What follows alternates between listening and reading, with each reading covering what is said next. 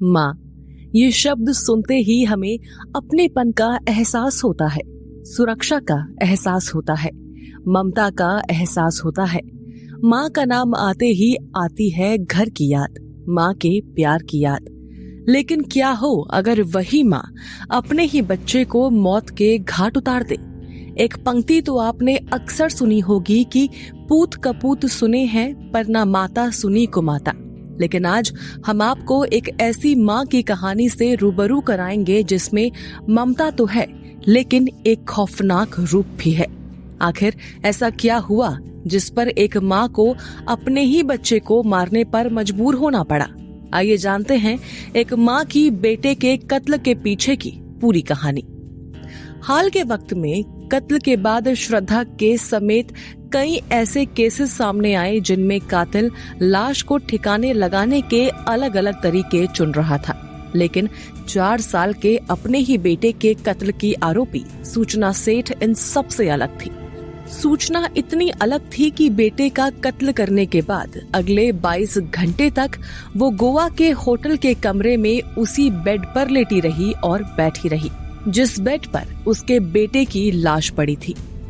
सूचना इतनी अलग थी कि जब होटल छोड़ने का वक्त आया तब उसने अपने हाथों से अपने बेटे की लाश को बहुत संभाल कर बैग के अंदर डाला। लाश के ऊपर खिलौने रखे, फिर कुछ कपड़े और उसके ऊपर फिर से खिलौने। इसके बाद उसी बैग के साथ वो गोवा से बेंगलुरु जाने के लिए एक गाड़ी में सवार हो गई। वो अपने बेटे को अपने साथ बेंगलुरु के अपने उसी घर में ले जाना चाहती थी जिस घर में वो रहती थी। घर पहुंचने के बाद भी वो अपने बेटे की लाश को अपने ही घर में रखना चाहती थी, उस समय तक जब तक कि इस लाश का सच बाहर नहीं आ जाता, क्योंकि सूचना सेठ की जिद थी कि उसका बेटा हमेशा उसके साथ ही रहेगा। इस कहानी को समझने के लिए और ये पूरी गुत्थी सुलझाने के लिए आपको थोड़ा सा पीछे ले चलते हैं। दरअसल आर्टिफिशियल इंटेलिजेंस से जुड़ी एक स्टार्टअप कंपनी की सीईओ सूचना सेठ और उसके पति वेंकटरमन कोर्ट में तलाक का केस लड़ रहे थे। इसके साथ साथ दोनों बच्चे की कस्टडी को लेकर भी आमने सामने थे। फैमिली कोर्ट का कहना था कि आखिरी फैसला आने तक पिता अपने बच्चे से मिल सकता है, लेकिन सूचना को ये गंवारा नहीं था। इसके बावजूद उसने शुरुआत के कुछ दिन बाप बेटे को मिलने दिया। हर संडे वेंकटरमन अपने बच्चे से मिलने आता था, लेकिन 5 संडे बीत चुके थे। सूचना अपने बेटे को उसके पिता से नहीं मिलवा रही थी। आखिरी बार ये दोनों 10 दिसंबर 2023 को मिले थे।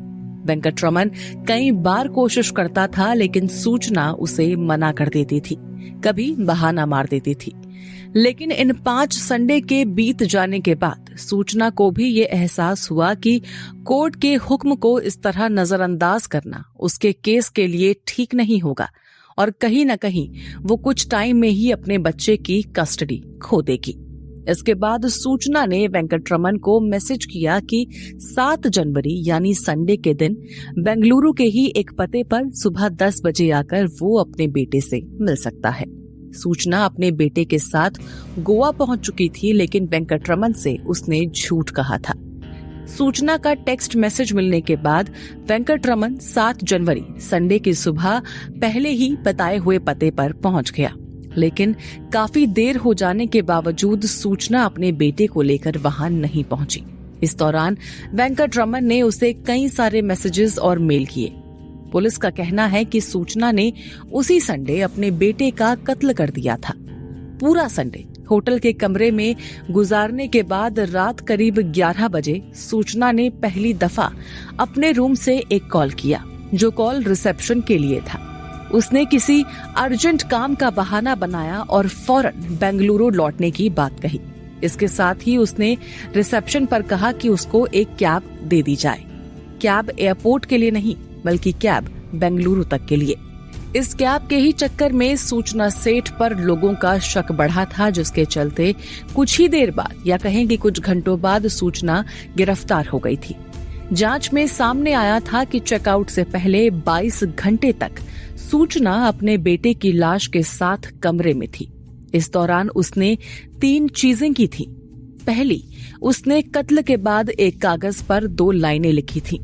कोर्ट ने जो मेरे पति को मेरे बेटे से मिलने का ऑर्डर पास किया है वो मैं बर्दाश्त नहीं कर पा रही हूँ। मेरा बेटा मेरे पास ही रहेगा। इसके बाद इन्हीं 22 घंटों के दौरान उसने एक और नोट लिखा। इस बार उसने लिखा, मैं काफी गिल्टी और फ्रस्ट्रेटेड महसूस कर रही हूँ। मैं अपने बेटे से बहुत प्यार करती हूँ, लेकिन मैं उसे उसके बाप से मिलते नहीं देख सकती। इसके बाद इन्हीं 22 घंटों के दौरान एक बार सूचना ने कमरे के अंदर रहते हुए ही आत्महत्या करने की भी कोशिश की थी, लेकिन ये कोशिश अधूरी थी। सूचना के चेकआउट करने के बाद 8 जनवरी की सुबह पुलिस को शक हो चुका था।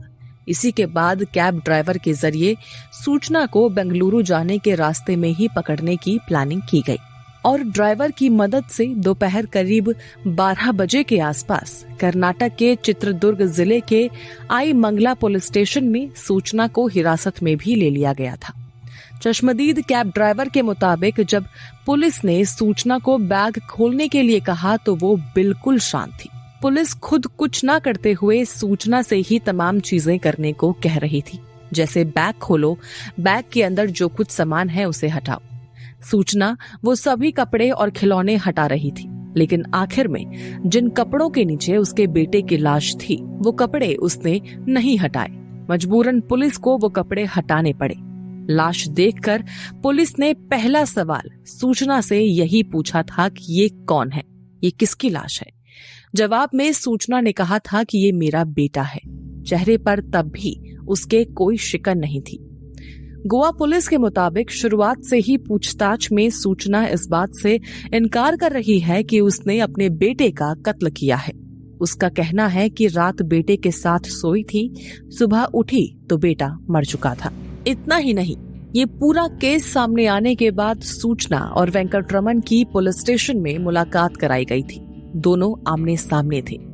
15 मिनट की इस मुलाकात के दौरान वेंकटरमन ने सूचना से पहला सवाल ही यही पूछा कि तुमने हमारे बेटे को क्यों मारा। तब भी सूचना का जवाब यही था कि उसने ऐसा कुछ नहीं किया है। 15 मिनट की इस मुलाकात के दौरान भी सूचना वेंकटरमन से झगड़ती रही। उसने कहा कि इन सब के लिए वेंकटरमन जिम्मेदार है। इन सब के बाद वेंकटरमन लौट गया, लेकिन सूचना सेठ पुलिस स्टेशन में थी।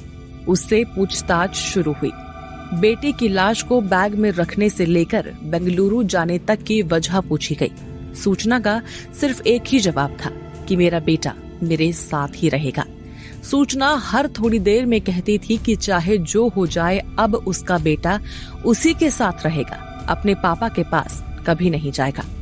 बता दें कि इस मामले में फिलहाल इन्वेस्टिगेशन चल रही है और पुलिस सूचना का साइकोलॉजी टेस्ट कराने के बारे में भी सोच रही है, क्योंकि पूछताछ में दिए गए जवाबों के बाद पुलिस को शक है कि सूचना सेठ की मानसिक स्थिति शायद ठीक नहीं है। आर्टिफिशियल इंटेलिजेंस को लेकर काम करने वाली सूचना के दिमाग में इतना भयानक आइडिया आना, उसके बाद अपने बेटे का कत्ल करना, उसे बैग में डालना और फिर पुलिस से झूठ बोलना और इसके बाद लगातार एक ही बात कहना कि मेरा बेटा मेरे साथ ही रहेगा और अब वो कहीं नहीं जाएगा। इसी के कारण उसका साइकोलॉजी टेस्ट जल्द ही कराया जा सकता है। वैसे आप इस पूरे मामले को लेकर क्या कुछ सोचते हैं? सूचना सेठ की मानसिक स्थिति को लेकर और इस बच्चे के कत्ल किए जाने को लेकर आपका क्या मानना है? क्या कुछ आपकी थ्योरी है? जरूर शेयर कीजिए हमसे अपने व्यूज अपने कमेंट्स के थ्रू और सब्सक्राइब करना बिल्कुल ना भूलें हमारा चैनल।